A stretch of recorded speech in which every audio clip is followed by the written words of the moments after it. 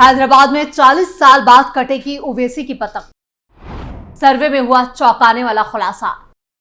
क्या ढह चुका है ओवैसी का किला? माधवीलता बनी ओवैसी का कार। नमस्कार, मैं हूं परवीन शेख। आप देख रहे हैं कैपिटल टीवी की स्पेशल स्टोरी। 2024 चुनाव के नतीजे काफी चौंकाने वाले होंगे। खासतौर से हैदराबाद की लोकसभा सीट को लेकर जो सर्वे रिपोर्ट सामने आ रही है, उससे ओवैसी बंधुओं की रातों की नींद उड़ चुकी है। सर्वे से साफ है कि इस बार हैदराबाद में ओवैसी का किला ढह चुका है। बीजेपी की माधवीलता ने हैदराबाद में सेंध लगा दी है। जो ग्राउंड रिपोर्ट हैदराबाद से सामने आई है, उसने असदुद्दीन ओवैसी के होश उड़ा दिए हैं। वो भी समझ नहीं पा रहे हैं कि वो करें तो क्या करें। माधवीलता ने उन्हें हैदराबाद में ही कैद कर रखा है। ओवैसी चुनाव प्रचार के लिए कहीं और नहीं जा पा रहे हैं। लोकसभा चुनाव 2024 में चौथे चरण का मतदान 13 मई को होगा। हॉट सीट हैदराबाद पर भी वोटिंग इसी दिन होगी।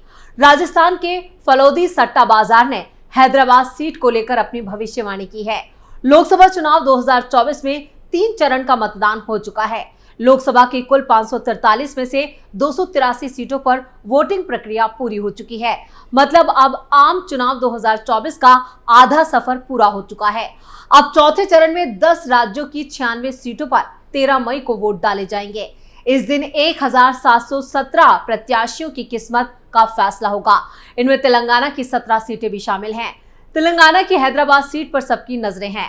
हैदराबाद संसदीय क्षेत्र असदुद्दीन ओवैसी परिवार का गढ़ है। 40 साल से ओवैसी परिवार से सांसद यहां बनता आ रहा है। 1984 से 1999 तक असदुद्दीन ओवैसी के पिता सुल्तान सलाउद्दीन ओवैसी और साल 2004 से अब तक हैदराबाद की कमान असदुद्दीन ओवैसी के हाथ में रही है। हैदराबाद सीट AIMIM का गढ़ मानी जाती है। इस सीट पर 1984 से ओवैसी परिवार का कब्जा रहा है।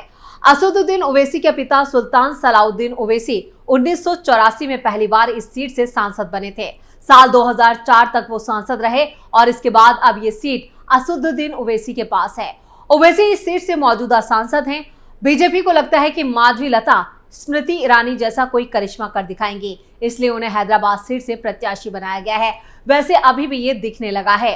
ओवैसी इस वक्त हार के डर से घबराए हुए हैं। अब उन्होंने इस हार को टालने के लिए कांग्रेस से भी अपना रिश्ता मजबूत कर लिया है। आमतौर पर यह कहा जा रहा है कि ऑल इंडिया मजलिसे इत्तेहादुल मुस्लिमीन यानी AIMIM के मुखिया असदुद्दीन ओवैसी देश की चुनावी राजनीति में बीजेपी की बी टीम के रूप में काम करते हैं। पर इस बार के चुनावों में बीजेपी और AIMIM की गतिविधियां ये बता रही हैं कि दोनों पार्टियों ने एक दूसरे की वाट लगाने की पूरी तैयारी कर ली है। जहां बीजेपी ने हैदराबाद से तगड़ा कैंडिडेट कोम्पेला माधवीलता को उम्मीदवार बनाकर असदुद्दीन ओवैसी को मुश्किल में डाल दिया है। हैदराबाद लोकसभा सीट 2024 बीजेपी की रणनीति के आगे ढेर हुए ओवैसी। हैदराबाद में बदल चुके हैं चुनावी समीकरण। ओवैसी पर मंडरा रहा है हार का खतरा।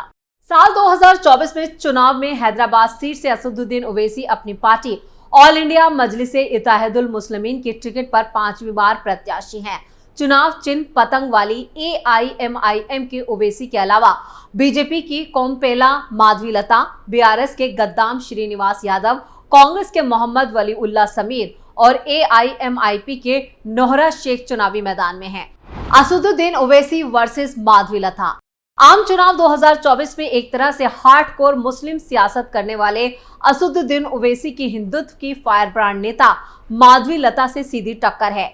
221 करोड़ की संपत्ति की मालकिन माधवीलता तेलंगाना के सबसे अमीर उम्मीदवारों में से एक हैं।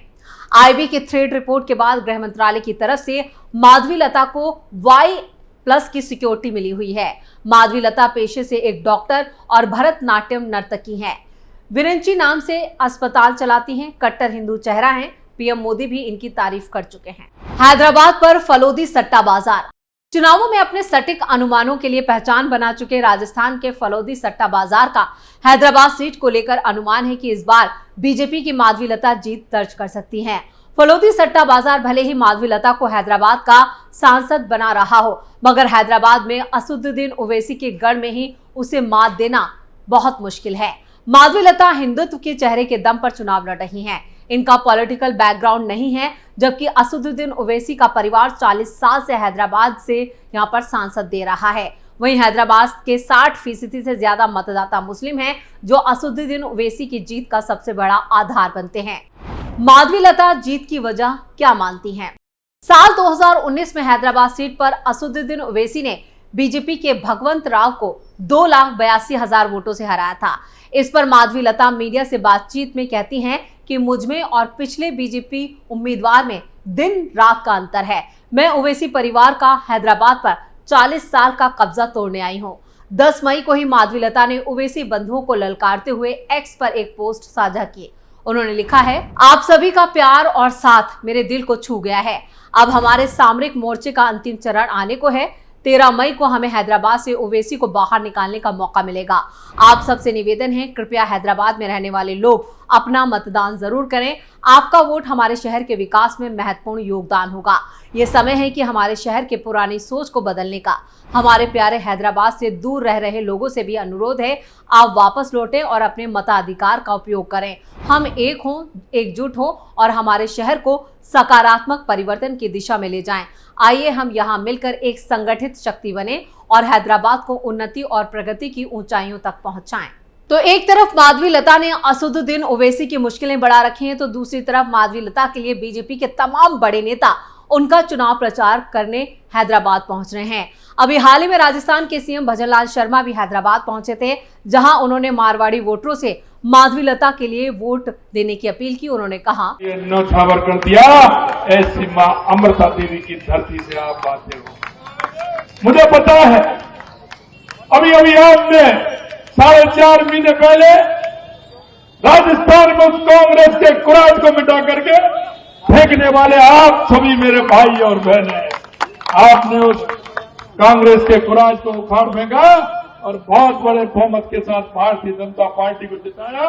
इसके लिए मैं मेरे सभी राजस्थान भाइयों को बहुत धन्यवाद और साधुवाद देना चाहता हूं। मित्रों, मैं आपसे एक ही निवेदन करना चाहता हूं, हैदराबाद में आप अपनी ताकत के साथ। तो चुनाव का चौथा चरण करीब आने के साथ ही राजनीतिक दल एक दूसरे के खिलाफ बयानबाजियां भी खूब कर रहे हैं। इस बीच बीजेपी नेता नवनीत राणा और ऑल इंडिया मजलिसे इत्तेहादुल मुस्लिमीन प्रमुख असदुद्दीन ओवैसी के बीच भी जुबानी जंग तेज हो गई है। ओवैसी ने अपने छोटे भाई के तीखे तेवरों की बात करते हुए कहा, मैंने उसे समझाकर रोक रखा है, वरना सालार का बेटा है, वो बहुत मुश्किल से समझाकर बैठाना पड़ता है। ओवैसी और राणा के बीच विवाद से भी हैदराबाद का सियासी घमासान तेज हो गया है। हैदराबाद से बीजेपी प्रत्याशी माधवीलता के सपोर्ट में आई नवनीत राणा ने AIMIM प्रमुख असदुद्दीन ओवैसी के साथ साथ उनके छोटे भाई अकबरुद्दीन को भी घेर लिया था। उन्होंने नाम लिए बगैर कहा था कि छोटा भाई बोलता है कि 15 मिनट के लिए पुलिस को हटा दो, फिर हम दिखाते हैं हम क्या करते हैं। मैं उनको कहना चाहती हूं कि छोटे भाई साहब, आपको तो 15 मिनट लगेंगे, लेकिन हमें सिर्फ 15 सेकंड लगेंगे। 15 सेकंड के लिए पुलिस को हटाया तो छोटे बड़े को ये पता भी नहीं चल पाएगा कि वो कहां आए और कहां गए। इसका वीडियो अपने एक्स हैंडल से शेयर करते हुए नवनीत राणा ने दोनों ओवैसी भाइयों को भी टैग किया था। ओवैसी ने भी पीएम मोदी पर निशाना साधते हुए कहा है, हम तो कह रहे हैं ना कि करिए, अब कोई ओपन कॉल कर रहा है सब चीजों का, तो ठीक है करिए आप, कौन रोक रहा है आपको? दिल्ली में प्रधानमंत्री आपका, RSS आपकी, सब चीज आपका है, करिए, कौन रोक रहा है आपको? बोलते क्यों है? करिए ना, बल्कि हमको बता दीजिए कहाँ पे आना, हम आ जाते हैं। तो हैदराबाद में अब 13 मई को वोट डाले जाएंगे। ऐसे में ये देखना दिलचस्प होगा कि कैसे माधवीलता वहां ओवैसी का बोरिया बिस्तर बांधती हैं। फिलहाल माधवी के हौसले बुलंद हैं और बीजेपी ने भी उनके लिए जमकर प्रचार किया है। ऐसे में अगर सर्वे सही साबित होता है तो हैदराबाद में बीजेपी बड़ा इतिहास रचने जा रही है। स्पेशल स्टोरी में इतना ही। वीडियो कैसा लगा नीचे कमेंट करके अपनी राय जरूर दें। वीडियो को लाइक करें, शेयर करें और कैपिटल टीवी को सब्सक्राइब जरूर करें। नमस्कार।